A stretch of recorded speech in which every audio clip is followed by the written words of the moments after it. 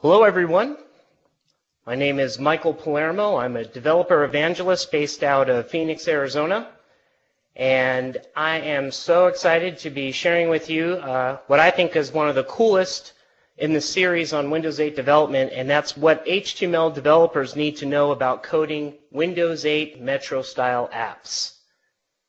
And on the screen right now you can see my Twitter alias and also my website. If you'd like to keep in touch. Also, if we have time at the end of this webcast, I'm going to look and see if there's any questions that have been queued. If we have time, we're going to tackle those. So this entire webcast, for the most part, is going to be a demonstration of how you can get started, and I wanted to make it as simple as possible and also talk about maybe some of the myths that some might have with regard to using JavaScript, HTML, and CSS to do their Windows 8 app development. So to get started, I'm going to press the Start key on my keyboard, and that's going to take me to the Start screen for Windows 8. And there's a couple options that I have. If I want to open up Visual Studio for development, I can go ahead and scroll over there to Visual Studio. The other thing I can do, and this is a nice little tip trick for you if you don't know this already, is once you're in this Start screen, you could just start typing the letters of the application you want. So V, I, S. So you can see Visual Studio pops up. I can hit Enter, and it's going to pull up the Visual Studio beta. And I'm going to open up a solution that I created earlier called the scripted solution. And while that's loading up, I want to explain that there's 3 projects in there. The first one is a blank script application. We're going to start from scratch, so to speak, and just build something simple. Then the other 2 are other examples that we can touch on, maybe some of the more intense features, and just see how they've already been implemented and show how they're demoed. So here's my blank script, and what this means is this. If I wanted to get started, I can go File, New, let me do that again, File, New Project. And I'm not going to complete this, but you'll notice that within this dialog box that JavaScript has Windows Metro style, and those are my flavors for project types. And my blank script application is the first one, the blank application. The tweet screen application I'll show you in a moment is more of an example of this navigation application. And then there's a recipe one that's using the grid application.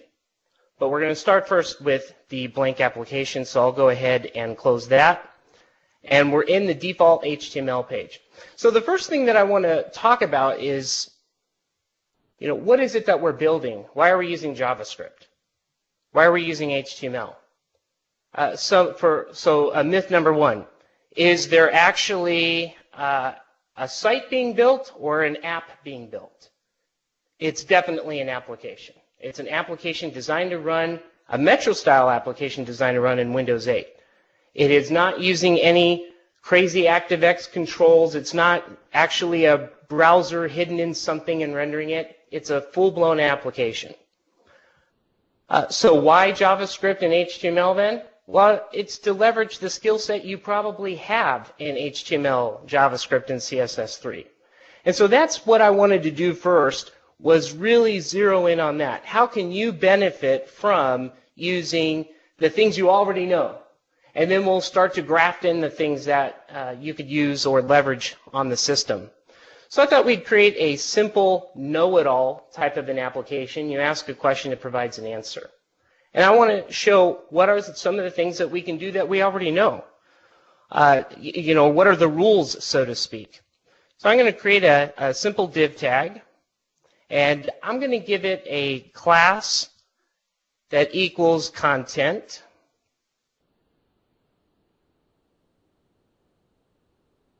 And within the content div of this particular page, and notice that it looks just like a normal HTML page. And that's a positive, meaning it should feel comfortable for us to continue to develop this HTML source like we normally do. I want to create a title, so I'll create an H1 tag for that, and the class is going to equal title. Then in order to have a little fun and show off some of the styling features, for each word in the title, I'm going to put it inside of a span. So the span will have a class as well, and the class is going to be title word. And then inside of here, I'll say no. I'll do a Control-C here, and then Control-V again, so I can just duplicate the line below. It, and then Control-V again. Actually, this will be it, and this will be all. So I have my title done, know it all. Now below that title, I want to introduce some other things that we should be comfortable with, such as a span.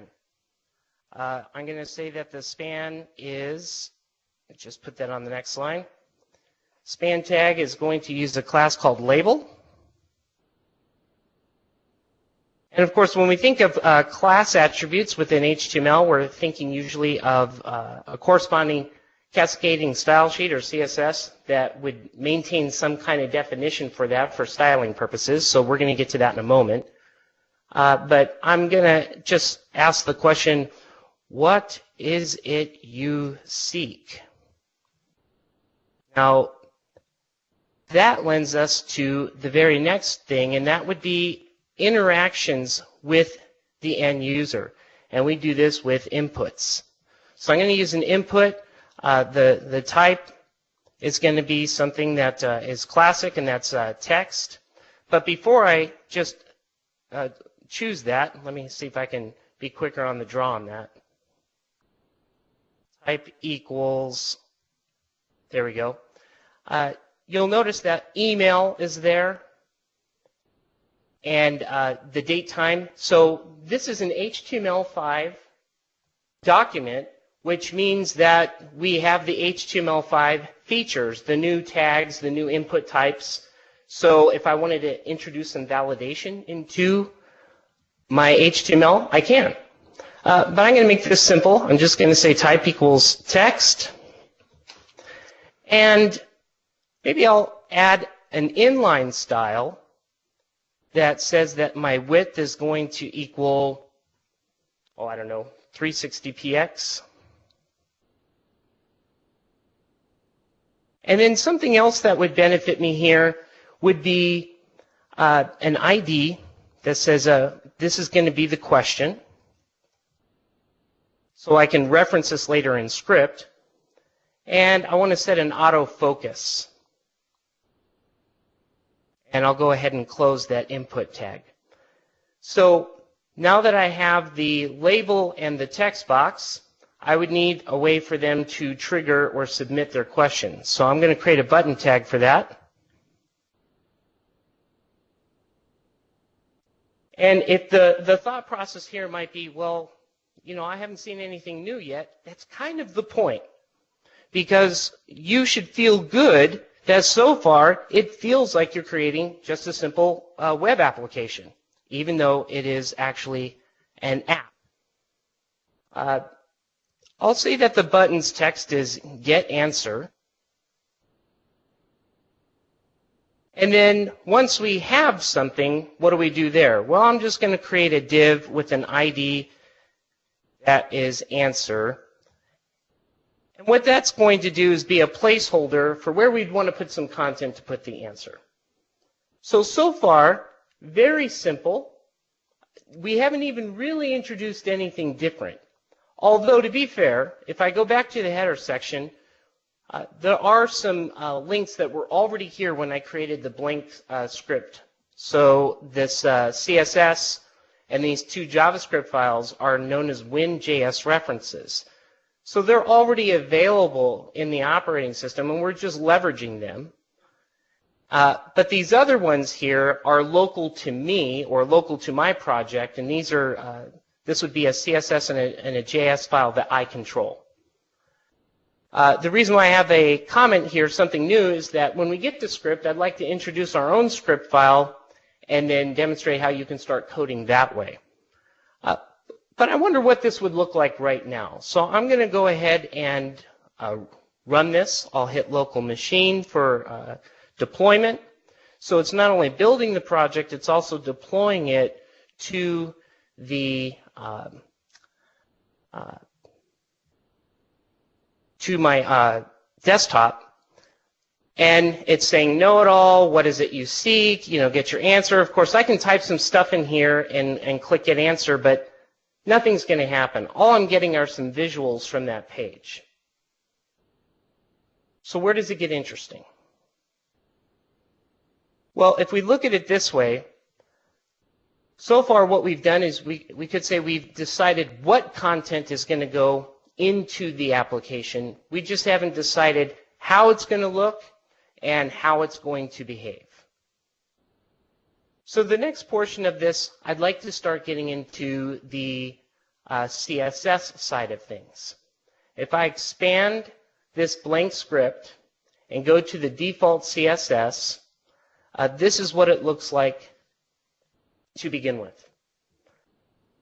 So it's doing nothing. However, those @media screen definitions, which are media queries, do give us a hint of a nice feature we can have. You see, when we're in a Windows 8 application, we have the ability to see the application through different types of screens or layouts. So for example, if I'm in full screen and I wanted to do something special for full screen landscape, I can put some additional CSS definitions in here. Filled would mean if I have something snapped on one side of the screen, but I'm filled on the other side, that would be filled mode. Snapped is if we're snapped on either to the left or the right. A demonstration of that would be simply, if right now if I hit the Windows key dot on my keyboard, what it did is it just took my entire desktop and snapped it over to one side. And if I hit Windows key dot again, it just snapped it on the other side. And then it brings it back to full screen mode. So we have an opportunity to determine how we want our applications to be styled differently if we're in one of those different layouts. But I want to do some simple stuff right here. For example, let's just focus on the fact right now that what we want to do is just prove that we have a connection to this CSS and just do something simple. So I'm going to add .content, the class, and I'll just show real quickly that in the default HTML, that is referring to this outer div. Now going back to the CSS, what I'd like to do with that content is introduce some padding. So I want to introduce padding to the left, and I want that to be 120 pixels. And I also want to introduce some padding from the top, and I want that to be about 44 pixels. What's the point of doing this? Well, when I ran the application before, everything was snug right in that upper left-hand corner. But to follow Metro design principles, we actually want it to be across from the left side of the screen about 120 pixels and down 100 to the baseline of the font. So if you subtract 100 from 44, you understand how big that default title font is, and that's how I get to that number of 44 pixels. So if I want to see how this looks, I can go ahead and save everything and debug it once again.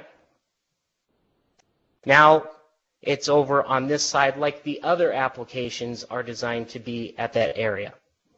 Okay? Now what? Returning to Visual Studio, I want to add just a little bit of pizzazz, so I'll go and add a definition for the title. So the title was a class on the H1 that was inside of the HTML. And I'll just add some color. Color, let's say FFD800. I'll go ahead and run this again to see what my change looks like. And we could see that the color has been changed.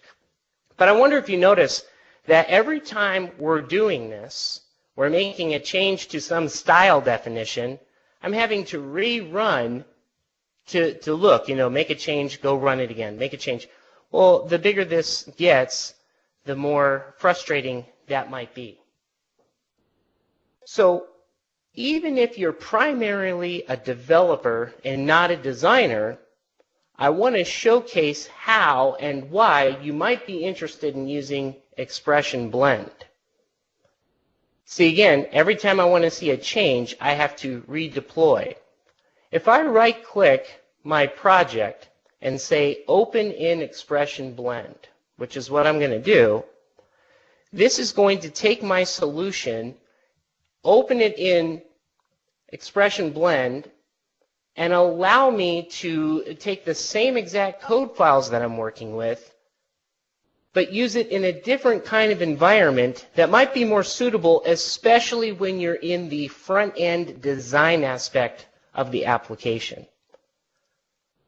So it's loading the designer right now, and I can barely see the code, so I can scroll up like this.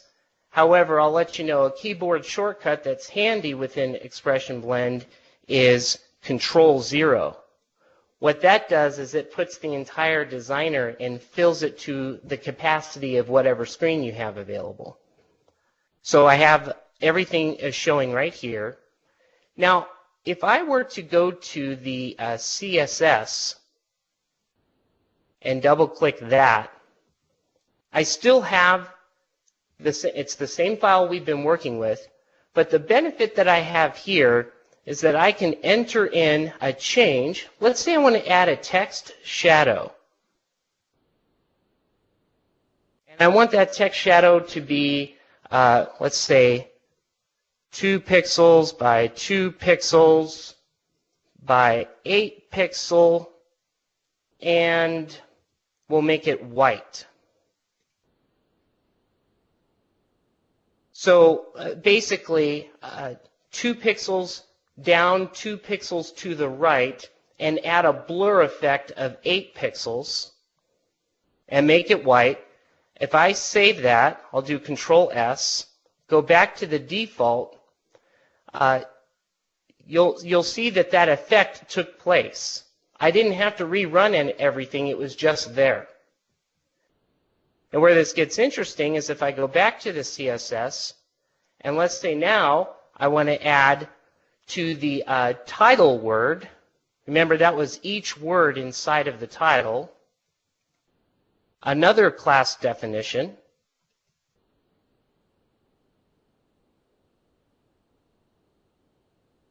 and I want to add a different kind of text shadow. So text shadow,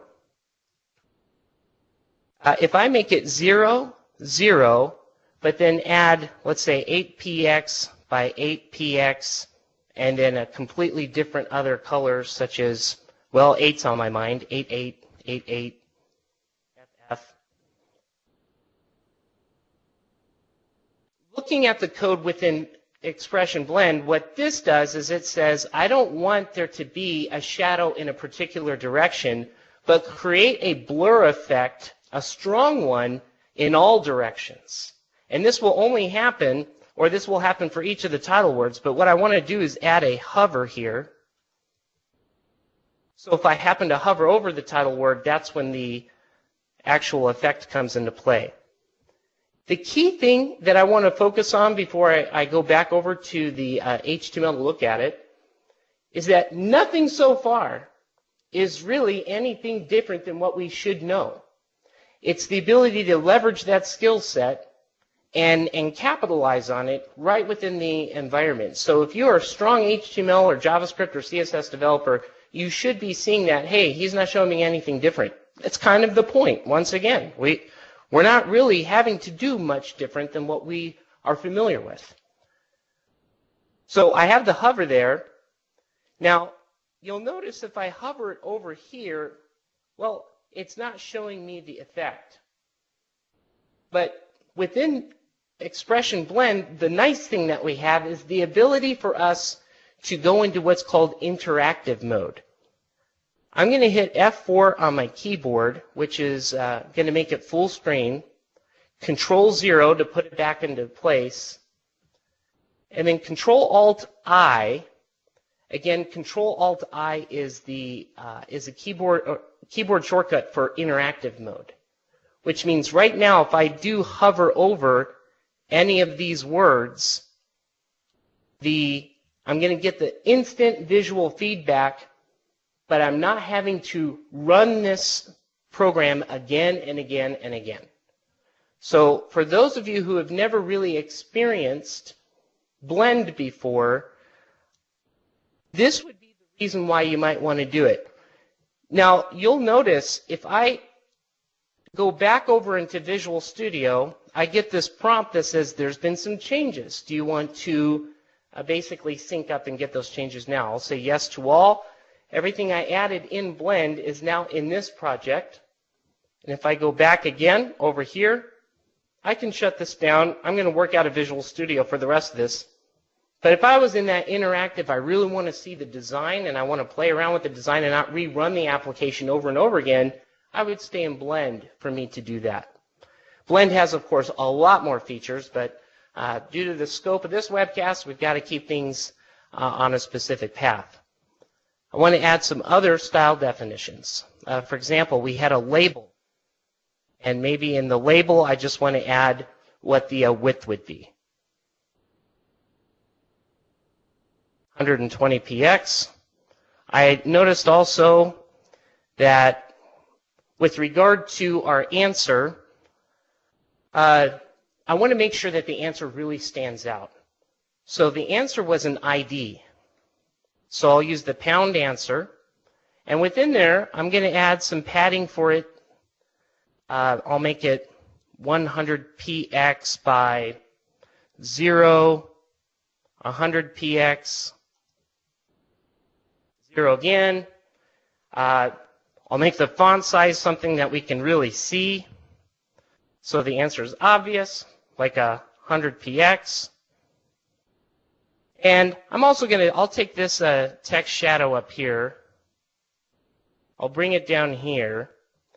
But what I want to do is just make it slightly different, maybe a little bit more obvious, like a 44 by 44, and maybe reverse the coloring here. One other definition I want to add for some future possibilities is if I have an image tag. Maybe I'll make sure that the border radius for that image tag is going to be, make it so it's rounded. So one quick line here means that the image will have a rounded corner to it by that radius. I'm going to save all of that. Now, what's it going to look like if I run it? I just clicked on the local machine debug. I could see that some things have been put into place. Once again, if I were to click on Get Answer, I don't have any behavior associated with it, but I do have that nice glow effect hovering over the title words, and I have the appropriate position or alignment here or layout for this app. So, we've discussed two things that we should already know, HTML and CSS. Now we're going to start getting into the behavior, how to get to the coding for this. And the benefit here is we'll start with a blank script. So I'm going to go to this JS file, and I'm going to add a new item. I'm going to choose a JavaScript file, and I'll just keep the default name of script.js. I'm going to add that in there. Now, I could have, if I wanted to, I could have gone into the default HTML, and I could have added a script tag in here and also add a JavaScript to this like I would normally. However, I'm going to start with a blank file so that we can talk about a couple things you might want to know when you're coding for a JavaScript language app for creating Metro-style apps. The first thing is, and you're probably aware of it, you've seen it in other third-party JavaScript files, or you've probably seen it in some of your own JavaScript stuff, but in the event you haven't, I'm going to talk about an immediate function. An immediate function is one that gets executed right away. And so I'll just show you what the syntax for it looks like. Easy way to create one. Open and close parentheses, open and close parentheses. So what I've done so far is I've just created two parentheses right next to each other with the semicolon.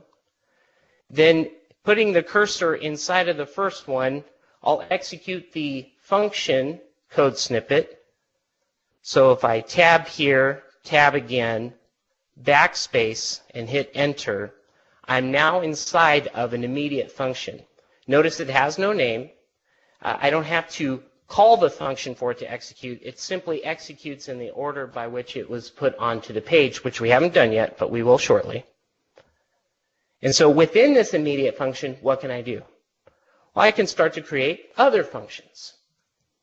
So I'm going to create a function right now. Let me Control Z that. Did that in the wrong area. Right here.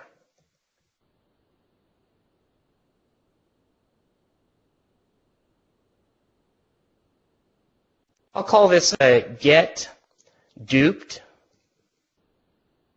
I'm going to put a copy. I think I know what's going on. Just a moment.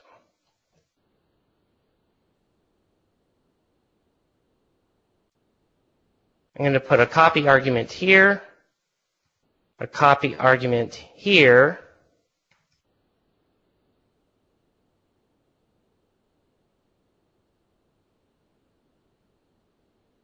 and now,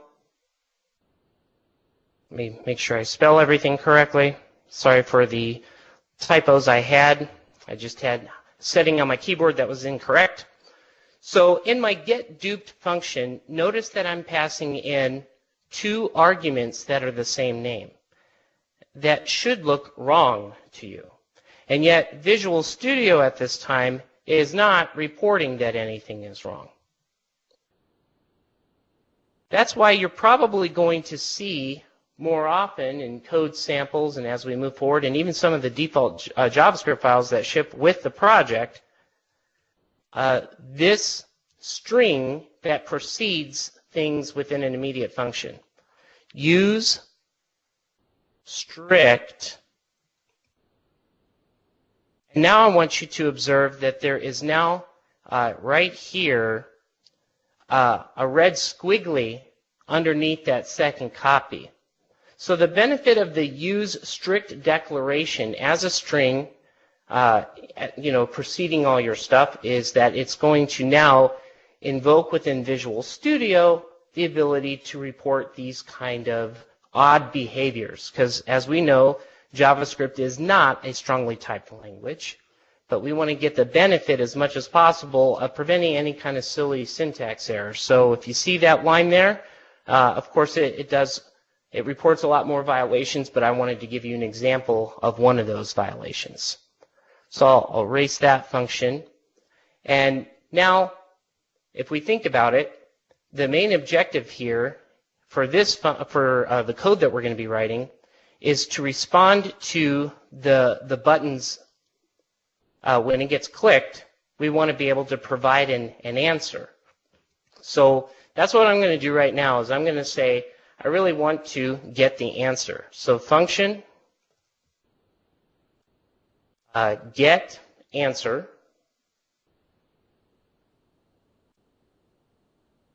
and I'll pass in an argument there in the event that there is, in the future, I want to respond to any kind of event type of an argument.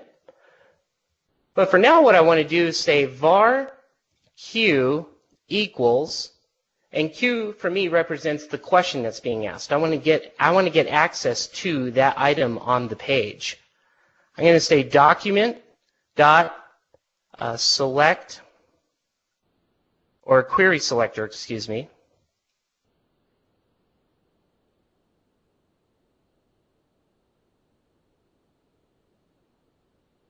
And inside of here, I can use pound question, which is going to refer to the ID of that element on this page. I also want to do the same thing for the answer since it's the placeholder. So the document.query selector,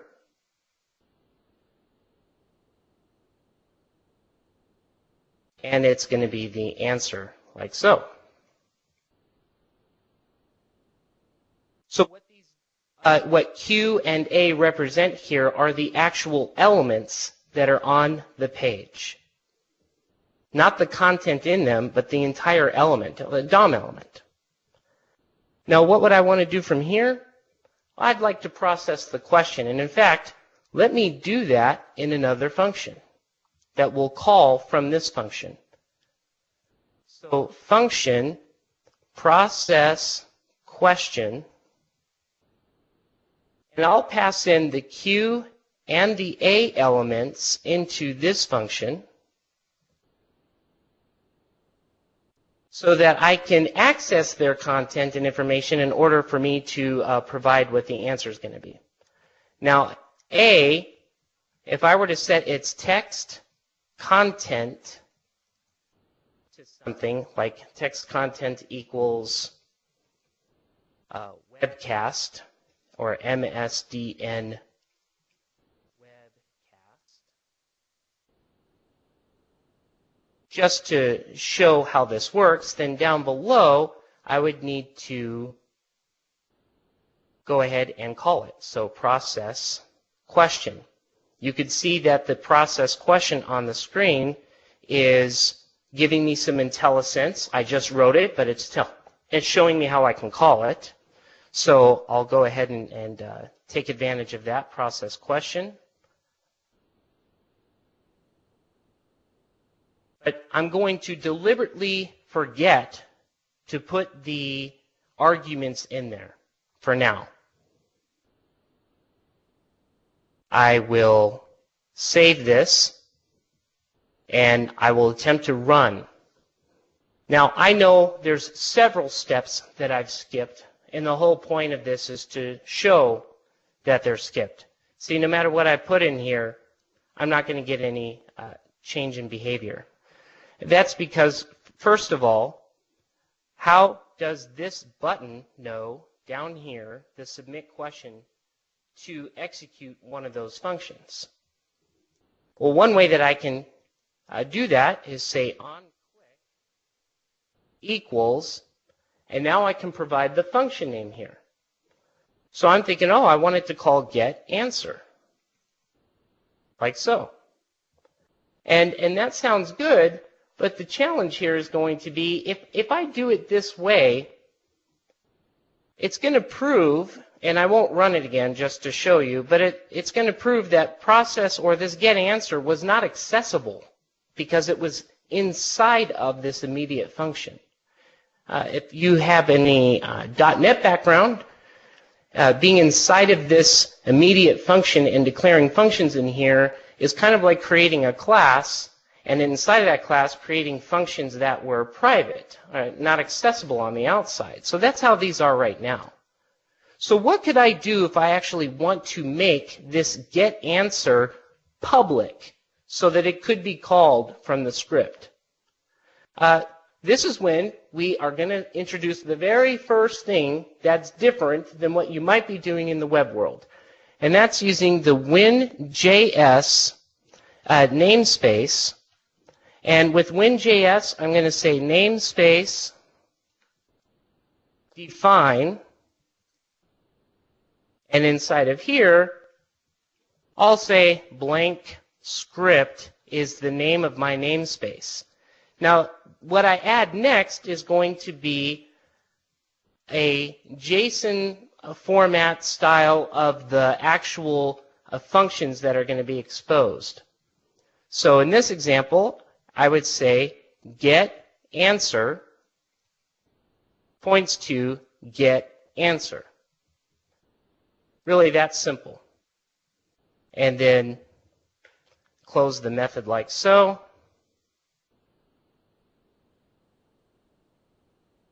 If I save that, what that means is I can now access through this namespace this get answer function. I wouldn't be able to get process question, but I'd be able to get answer. However, get answer calls process question, and so that's a level of indirection to that method, data encapsulation. So I'll go back over to this HTML page, and I'm going to type in blank script dot get answer. But for all of this to work, I actually needed to tie in the something new here. And I'll do that by just copying this line, which is the reference to the default. And I'm going to add a blank, or no, the script, excuse me, script.js file here. So I will save everything. I am going to run it again, but please note that I intentionally forgot to put the arguments here because I want to showcase a feature within Visual Studio. So let me do that now. I'll just run this. I'll put in meaning of life. I'll try to get the answer. And now I'm getting an unhandled exception. Basically what it's saying is I'm trying to use a property, but the object is null. So that's a problem. So I'll go ahead and break here. And one of the reasons why I want to do that is I wanted to showcase what the DOM Explorer is. The DOM Explorer allows us to investigate the actual content that's on the screen live through the actual, we're seeing what's truly being quote-unquote rendered or used within this application. This will become interesting later when we start to see that our answer will get filled or populated with data. So that's what the DOM Explorer is. I'll go ahead and stop debugging. Of course, another thing I could do is I could put a breakpoint right here and then investigate and examine what were Q&A. If I were to do that, I'd find out, oh, there's nothing in them because I forgot to pass them in here. So if I put Q&A here, now I'm taking those elements, putting them in my process question, and now my text content should be MSDN Webcast. Let's see what that looks like. I'll go ahead and run it again. I have my breakpoint in place, life, get the answer. I can hover over my Q. I can start to see all the information about this particular element. Same with the A. So very beneficial and easy. All the nice debugging features of Visual Studio are here for web development, for our JavaScript development. Now, if I continue on with this, it's going to take me back, and there we go. It says, yes, we are in an MSDN webcast. So let's talk about what we've done. Remember, this should be very familiar to you. In our default page, we added the script. The script is calling a function through a namespace called blank script. That was made available to us because we created a namespace definition here. We said we wanted to expose the get answer, and we did. It called an internal or a private function called process question, and it put that content on the screen. So where do we go from here? Well, one of the things that you should know is that creating your own namespaces or creating these immediate functions and exposing these kind of things is your way to create your own internal API for your application. Remember, I can't call process question right now because it's not accessible outside of this namespace definition. If I want to play around, I can prove a point. Instead of calling just process question from within here, how about if I call app.processQuestion? See, where did this namespace come from? Well, I told you at the beginning that this was a blank script project. It was brand new. But I slightly deceived you. Somewhere hidden in this project, I did create another script with a namespace of app. I defined it just like this, except put the word app here, and I created my own process question. I'll show you that code in a moment, but let's see by just changing that namespace how our application now behaves differently. So I'll click on the local machine for debugging. What is it I seek? Well, maybe I want to know what is a cool Twitter hash. We'll get the answer. Okay. So there you go. That might be a Twitter hash that you'd want to use during this MSDN webcast. If you're tweeting at all, pound win8 appdev. More importantly, what does my boss do all day? Sometimes I never know. He seems to be pretty busy. Let me get the answer. Don't! Well, there's my boss, Mr. Scott Kerfoot, and it reveals what he truly does in California every day. So how did that happen? How was I able to make this possible? Well, this app definition here was actually created in the default JS file. I did it at the bottom here. I created that definition for that namespace to be app. And I just changed the rules and said, I want my process question to do this instead. So through a little regex magic, I basically said, if you find the word boss, then go ahead and show his picture. Otherwise, show the win8 appdev. It was pretty much that simple. And I'm just using typical JavaScript. And I think that's really important.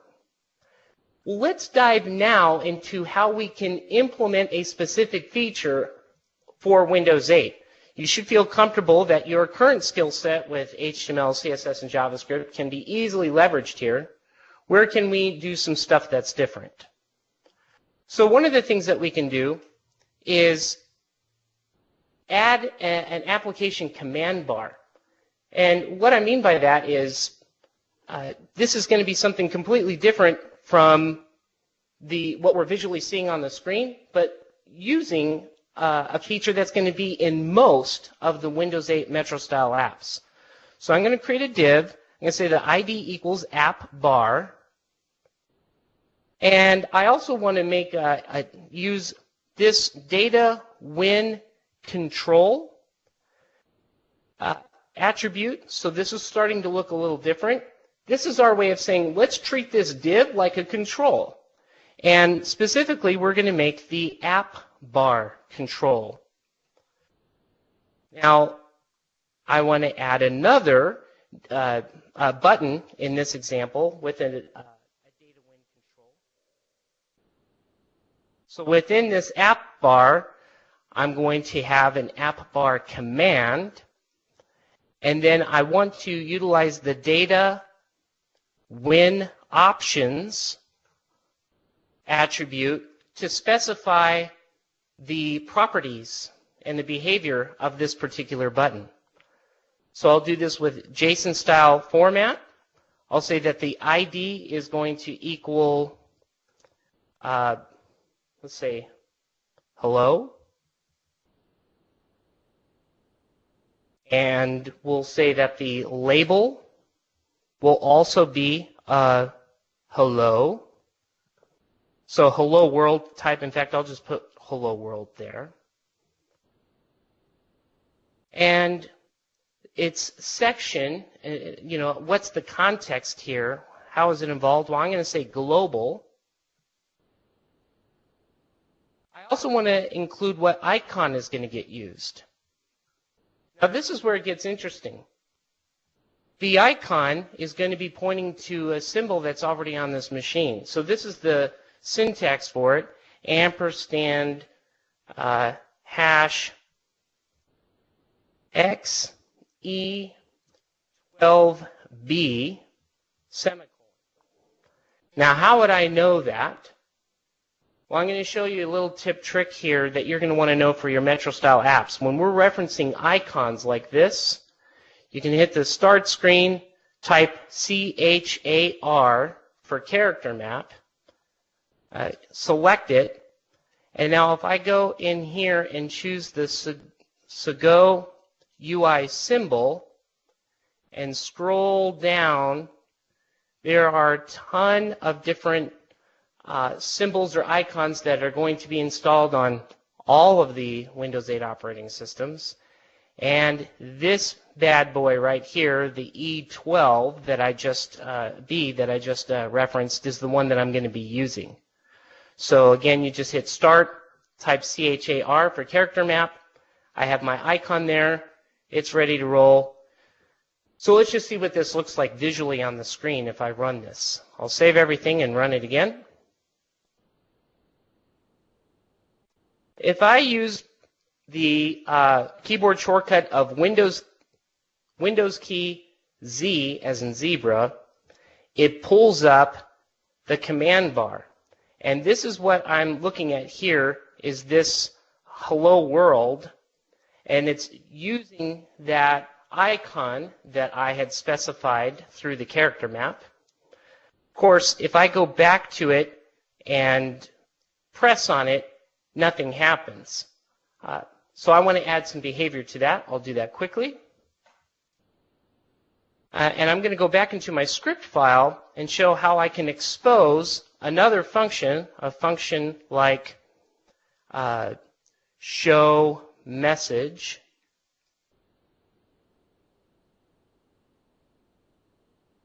And inside of show message, I'll put something in here like a start at the beginning there. Var message like mbox equals new Windows. So we're getting into a different API here. Windows dot UI dot popups dot message dialog, and I can place in here, hello Metro. Now, this would be different than using alert in JavaScript. So when we talk about the things you can do and not do, within a Windows 8 Metro app, you do not use alert, but you can use this message box or this message dialog. And for me to show it, I'd say mbox.showAsync. So it's going to show on the screen when we click the button.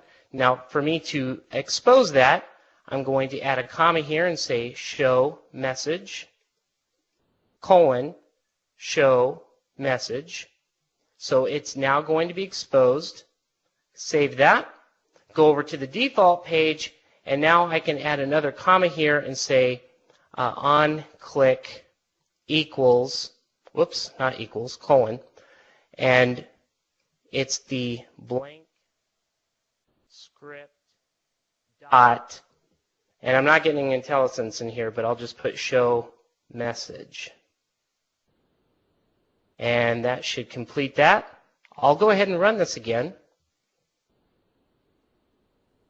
When I do Windows key Z as in zebra, I see my hello world.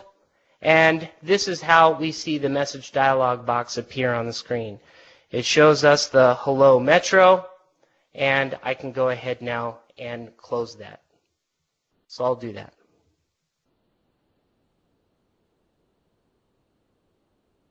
Well, covered what would appear to be the basics, but some of the foundational things you would need to know if you were going to start coding for Metro apps. The three main things we've considered so far is use your HTML source like you would, use your CSS like you would.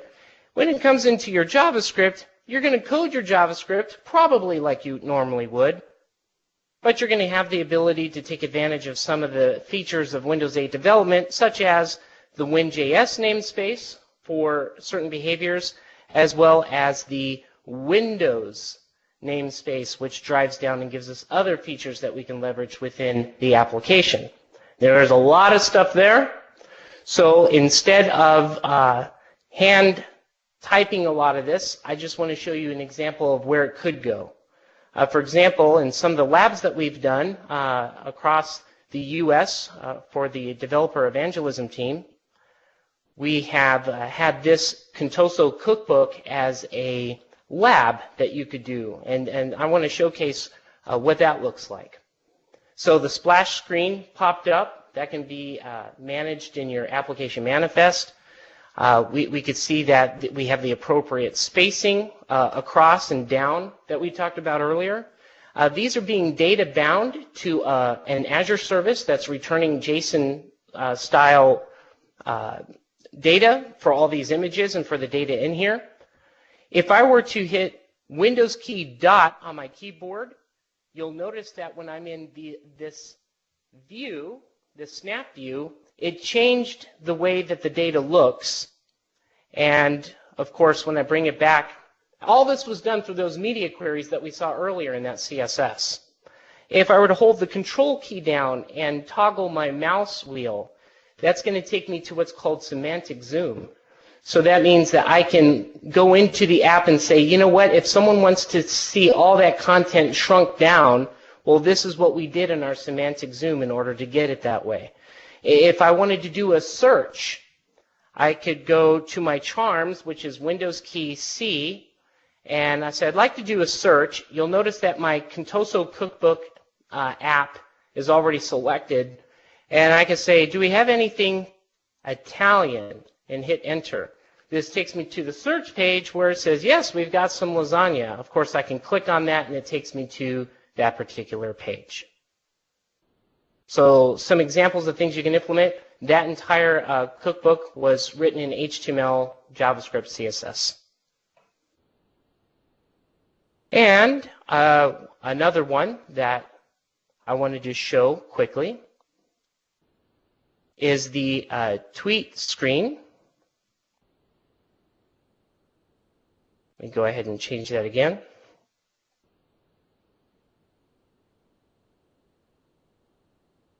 The tweet screen, I'll show you the code, a simple piece of code in here.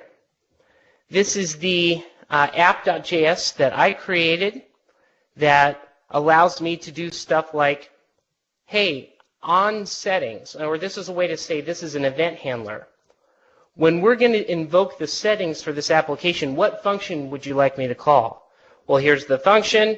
I'm going to say I would like the name tweaks to appear in the settings page, and I want you to go to the tweaks.html page and load that when someone wants to see the settings, invoking it through the settings charm when the app is running.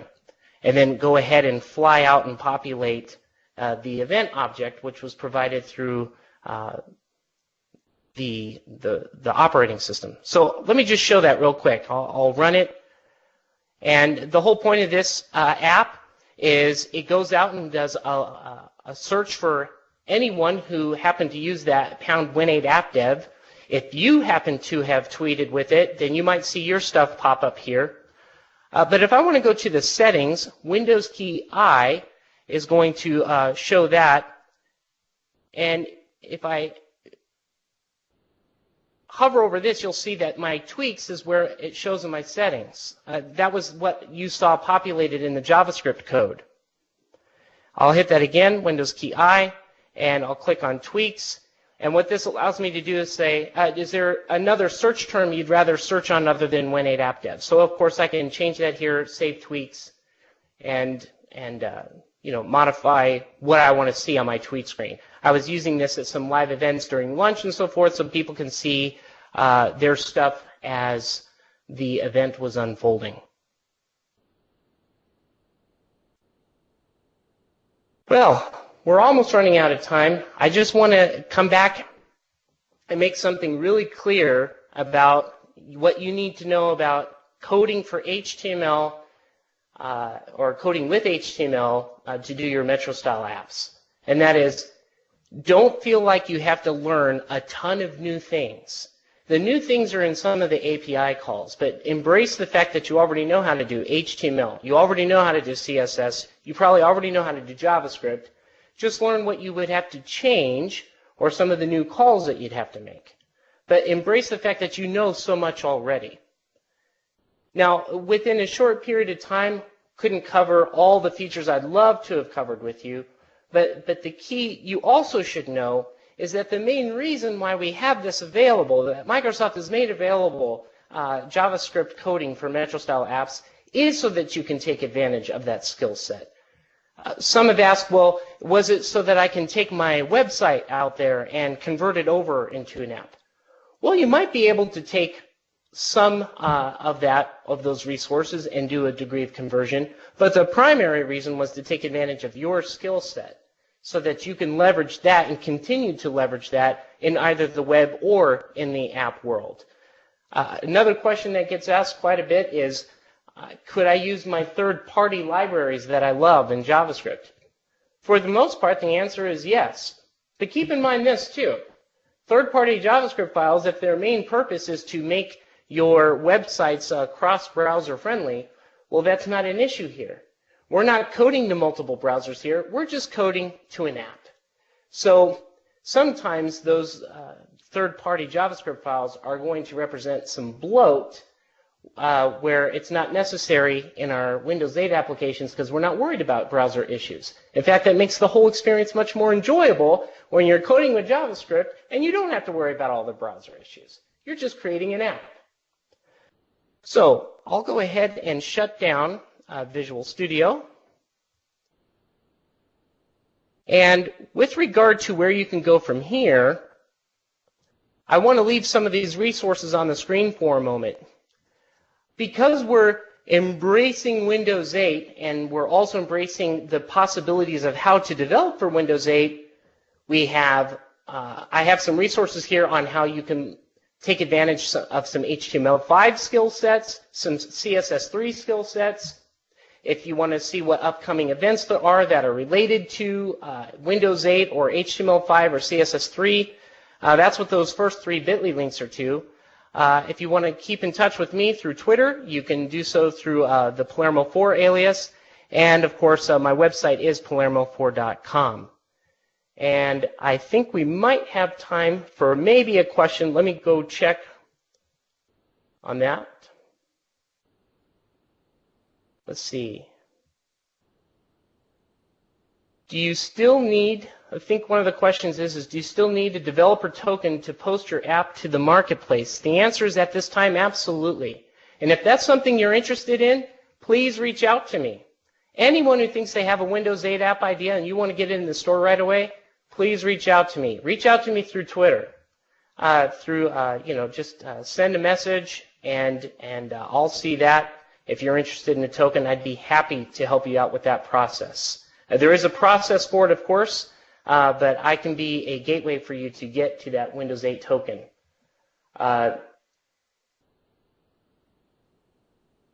Let's see, I think that's all I have time for, so I'll go ahead and say thank you very much for your time today, and I hope you keep in touch, and I think it's been an awesome experience, and I hope if you have any other questions, go ahead and go to the Windows.com website and do your search for Metro-style application development with JavaScript.